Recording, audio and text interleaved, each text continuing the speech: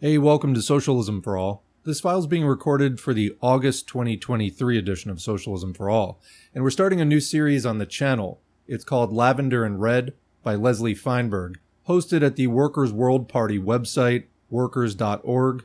This is a series of 120 short articles on the struggle for LGBTQ+ rights in relation to the struggle for socialism. These articles were written between 2004 and 2008, and they're copyright Workers' World, who have granted permission for these articles to be shared in other formats as long as that notice is kept intact. Leslie Feinberg is a very interesting writer. I read Stone Butch Blues a number of years ago. It's a great book, and I'm excited to read these articles. I've been wanting to do more LGBTQ+ socialist, communist, Marxist documents on the channel, and I think that this is a really good place to start. Covers a variety of topics, and basically every month we'll be doing a number of these until all 120 are done. So with all that said, if you like this video, please click like and subscribe, and consider supporting on Patreon at patreon.com/socialismforall. There's a link to Patreon in the video description.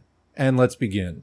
The first article, article number 1, is called The Rise of the German Homosexual Emancipation Movement. Winds of change will fill the banners of lesbian, gay, bi, trans pride this June, lifting them to new heights. After decades of fierce and unrelenting struggle, same-sex love has been effectively decriminalized, and many gains have been won. Organizing, rolling civil disobedience has helped push back state denial of equal rights of same-sex couples, a form of institutionalized discrimination that is a pillar of class society.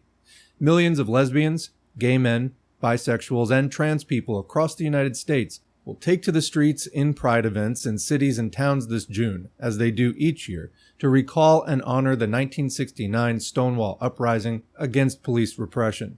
And millions of people of all nationalities, sexualities, genders, and sexes will line the streets to applaud and cheer these celebrations of individual courage and collective struggle. The 1969 rebellion in New York's Greenwich Village was led by the most oppressed of the LGBT communities, people of color, teenagers, transgender and transsexual, homeless, impoverished, and so marginalized in the workforce that prostitution was the only source of income for many. The uprising was the spark that ignited a large-scale movement. It galvanized quantitative fighting back into qualitative mass resistance. It did not develop in social isolation. The Stonewall Rebellion, which marked the birth of what became the modern LGBT movement, rose in the wake of social upheaval against imperialist war and rampant racist repression. Marchers will draw on the lessons of how the left wing of early gay liberation found its way into the anti-war movement, took part in and defended the national liberation struggles, helped develop women's liberation, and took part in labor battles from the shop floor to organizing in support of the Chicano Farm Workers Union Drive. If they look to accurate historical accounts, today's activists will also find that the young gay liberation movement received support from the most revolutionary sectors of the political left wing. More than 3 decades later, revisiting this dynamic historical period of struggle is an activist contribution to today's movement.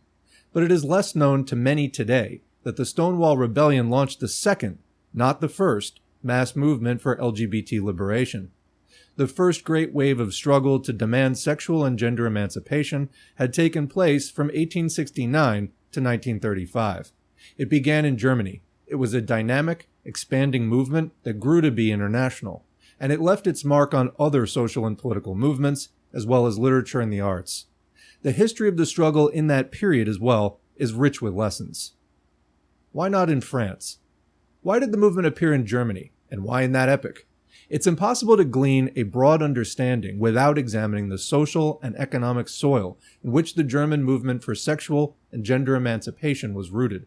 The widespread, murderous counter-revolutionary pogroms against women, transgender expression, and same-sex love carried out by the Catholic and early Protestant hierarchies had subsided as the Industrial Revolution began to sweep away the kingdoms of Europe. The momentous revolution in France at the end of the 18th century, in which the downtrodden and disenfranchised of the cities, including many women, played a vitally important part, had uprooted the vestiges of the feudal power of the kings and the Catholic Church. The French Revolution established a legal code, the Napoleonic Code, which removed homosexual acts from the list of criminal offenses. Of course, State and church bias and demonization were not eradicated by formally removing these laws.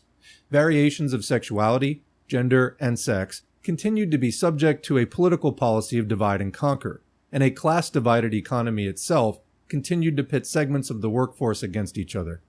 But the Napoleonic Code was the enlightened act of a young capitalist class that saw its role as righting the wrongs of feudal backwardness, and this decriminalizing of homosexual acts had far-reaching effects on other European nations. Why did the French Revolution remove anti-homosexual statutes, while the capitalist revolutions in England and the United States did not? The French Revolution was later, and more thorough for sure, but the French capitalist class also had to battle the powerful and tenacious Catholic Church and its ideology. That may have impelled the revolutionists to have to carry out a more thorough uprooting of the church's moral authority, quote-unquote, than in the other countries. So why didn't a sexual liberation movement arise in France? Why in Germany? Because anti-gay repression was much stronger in Germany. Prussian expansion set the stage for battle.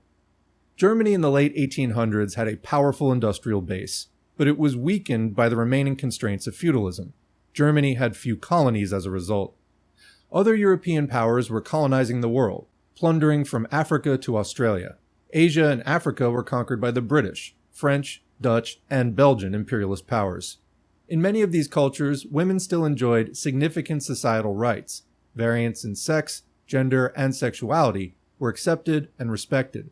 But with bullets and Bibles, the imperial patriarchs of wealth, at the pinnacle of capital's expanding power, conquered militarily and ideologically with their cultural values and property relations. In North America, the fierce clash between the expansion of slavery and the expansion of northern industrial capital was about to break out in the bloodiest battle of the 19th century, the Civil War. The victory of the North would set the stage for U.S. capital to begin its merciless globalization in search of greater profits. But Germany was not unified enough to be a colonial contender, yet. It was fragmented into almost 300 different countries. And while several of these had no laws against same-sex love, Prussia did, and it was Prussia that was devouring all the other German states except Hanover. 2. The love that dared to speak its name. The love that had dared not speak its name raised its voice in the 1860s in Germany. As its demands rose, they were amplified by support from the revolutionary groundswell of workers who were organizing and fighting to win basic democratic rights. From the first challenges to sexual oppression in the 1860s, the left wing of the emerging socialist movement, those revolutionaries who were fighting to shatter the manacles of capitalism, as well as the mental shackles of ideological reaction, supported this struggle against state repression and for sexual liberation. In 1862, a young lawyer named Jean-Baptiste von Schweitzer was convicted of a homosexual act in a city park. Von Schweitzer was a member of the Socialist German Workers' Association, headed by Ferdinand Lassalle. Some in the group wanted to expel von Schweitzer, but Lassalle defended him, arguing that sexuality, quote, ought to be left up to each person when no one else is harmed. Not only wasn't von Schweitzer expelled, he became president of the Socialist Workers' Organization after Lassalle's death. The struggle for emancipation ratcheted up in the 1860s, when a Prussian proposal for a harsh penal code made male homosexuality an even more serious crime. In 1864, a gay man in Germany began writing courageously and prolifically against this law and in defense of homosexuality. Karl Ulrichs was a civil servant in the small city-state of Hanover. He knew that Prussia would soon absorb the city, extending anti-gay legislation throughout Germany. As early as 1862, he had coined the word Ordnung to describe a male sexually attracted to other males, which he believed derived from a kind of intersexuality in some brains. The English translation is Uranian. This term, based on a myth in Plato's Symposium that referred to a goddess of men who love men, was picked up and used throughout Europe and England. Despite being confronted with shock and outrage, Ulrichs carried out a 30-year public campaign, mainly literary, warning of the dangers of the repressive Prussian law and insisting on justice for Ordnungs. In 1869, a Hungarian doctor wrote an open letter in defense of gay rights to the Minister of Justice. While his last name is known, Benkert, he wrote under the pseudonym Carolee Maria Kertbeny. In 1868, he created the term homosexuality. Benkert pointed out that since the French Revolution and the introduction of the Napoleonic Code, the momentum of history was toward decriminalizing homosexuality. He listed famous homosexuals in history like Shakespeare, Newton, Michelangelo, Frederick the Great, and countless others, and asked how much cultural history would have been squandered by their imprisonment. Benkert stressed that society had to escape from the genocidal feudal campaigns that had claimed millions of lives. He denounced the use of scapegoating and concluded that the state had no business nosing around in people's sexual lives. In 1871, a draconian anti-gay paragraph 175 was introduced, with no debate, into the penal code of the Second Reich. Fight against paragraph 175 heats up. After 30 years of trailblazing work by Karl Heinrich Ulrichs, Benkert, and others, the first political movement of a mass character for sexual and gender rights emerged in Germany in 1896.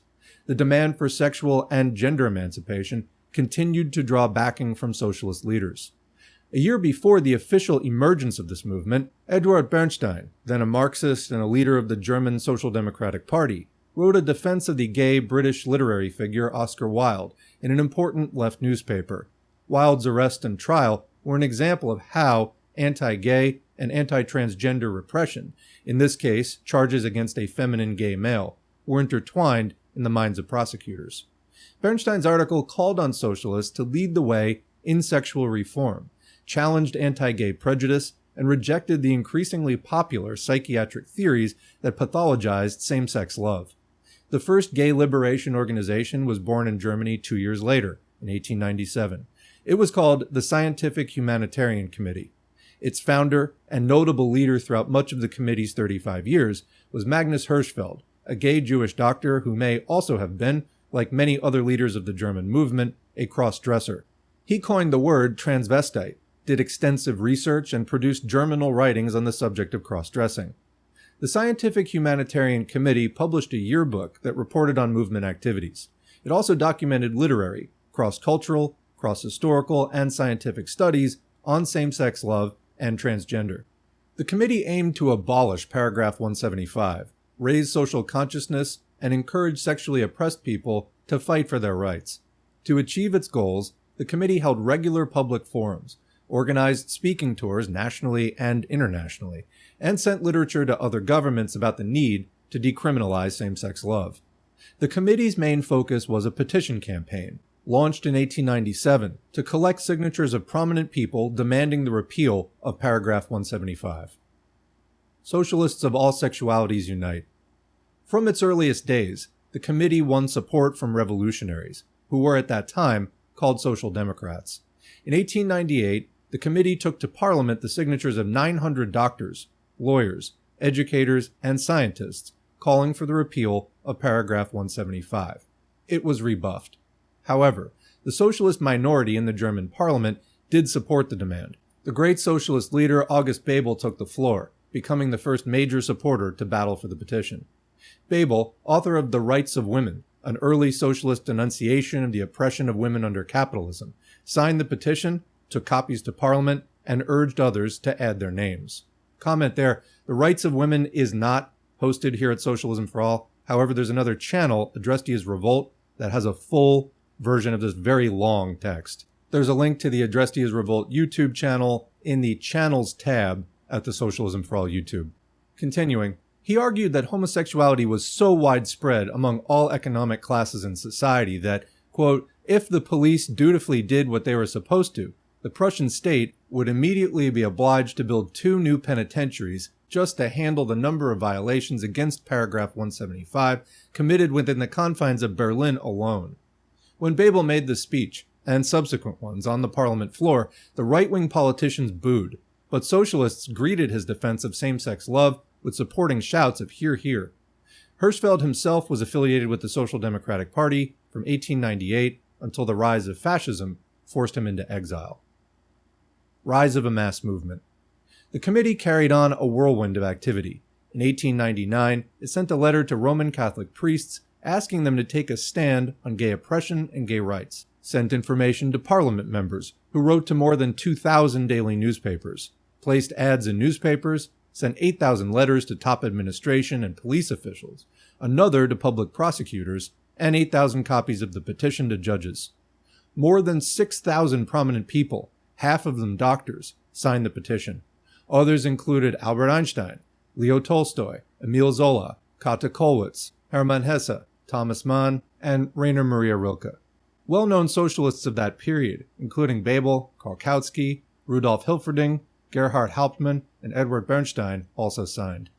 In 1905, during another debate on paragraph 175, the committee went back to Parliament with more than 5,000 signatures. The Centre Party, a right-wing group with strong support from the Catholic Church, led the opposition to reform.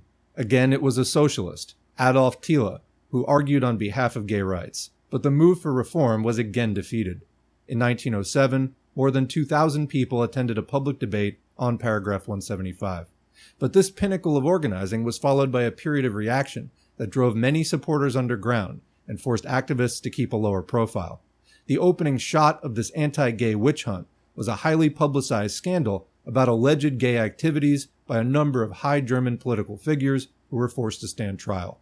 In 1910, at the height of the anti-gay frenzy, the Parliament began to debate extending paragraph 175 to include lesbian acts between women. Lesbians on the front lines of fight for rights, liberation. A proposed German penal code was drafted in late 1910 that would criminalize sexual acts between women. Any law that threatened same-sex love between women was also inherently anti-transgender, since the oppressed populations overlapped. In 1721, for example, a German individual who was named Katharina Margareta Link at birth was burned at the stake for the crime of being a female-bodied person who lived as a male and married another woman. Until 1794, a Prussian code executed people of all sexes for what the law characterized as, quote, unnatural acts. That edict was amended in 1837 to a sentence of imprisonment followed by lifelong punishment. In their book, Lesbians in Germany, 1890s to 1920s, authors Lillian Federman and Bridget Erickson wrote, quote, in 1851, punishment for, quote, unnatural acts was restricted by a new code to males only. So-called Victorian mentality had spread to Germany. The law preferred to ignore the possibility that women were capable of sexual expression, unquote.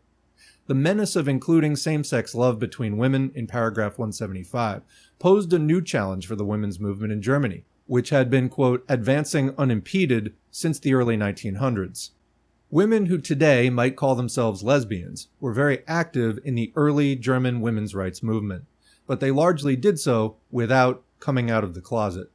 The early Uranian movement had been mostly made up of individuals who today might identify as gay men, male-to-female cross-dressers, and transsexual women.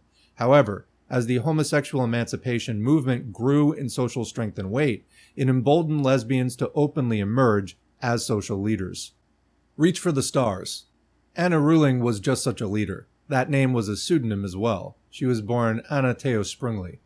Exactly a century ago, Rühling made a famous public address in Berlin, delivered before a meeting of the Scientific Humanitarian Committee. This 1904 public meeting was an important breakthrough. Federman and Erickson note, quote, according to Uranian leader Magnus Hirschfeld, the police sometimes even prevented women from attending the Scientific Humanitarian Committee's public forums because the discussion of homosexuality was regarded as unsuitable in the presence of women. A public lesbian organization would not have been tolerated at that time, unquote. Rühling congratulated the committee, wrote Michael Lombardi Nash, quote, for its support of women's rights and for including lesbians, along with homosexual men, in its fight for equal rights. Her speech that night was a landmark. It was titled, What Interest Does the Women's Movement Have in Solving the Homosexual Question? In it, she stressed the imperative of unity between the women's and homosexual emancipation movements. But the talk was essentially calling for unity against transgender oppression as well, since Rühling, like many rights activists of that era, considered homosexuals to be a kind of intermediate sex. She called for equal opportunities in education and the job market for women, men, and homosexuals. Unity was key to Rühling's arguments. Quote, if people would just observe, they would soon come to the conclusion that homosexuality and the women's movement do not stand opposed to each other, but rather they aid each other reciprocally to gain rights and recognition and to eliminate the injustice which condemns them on this earth, unquote. She stressed that homosexual women, quote, have suffered because of their masculine inclinations and natural characteristics, and because of the many, many injustices and hardships caused by laws society, and the old morality which concerns women, unquote. Ruling told those gathered, quote, from the very beginning of the women's movement to the present day, it has been more often than not homogenic women who took over the leadership in numerous battles. Ruling blasted the mainstream leadership of the movement. Quote, if we weigh all the contributions which homosexual women have made to the women's movement, one would be astounded that its large and influential organizations have not lifted a finger to obtain justice in the state and in society for the not so small number of its Uranian members, and that they have done absolutely nothing to this very day to protect so many of its most well-known and most worthy female predecessors in this battle from ridicule and scorn when they explain to the greater public about the true essence of Uranism. The so-called moderate tendency will not help homosexuals one bit, for the simple reason that deeds of this kind have no tendency at all. Victory will come as a sign of radicalism, and we expect that the radicals will change the direction. The women's movement and the movement for homosexual rights have thus far traveled on a dark road, which has posted many obstacles in their way. Now, it will become brighter and brighter around us and in the hearts of the people. This is not to say that the work of securing the rights of women and of Uranians has come to an end. We are still in the middle of two opposing sides, and many a bloody battle will still have to be fought.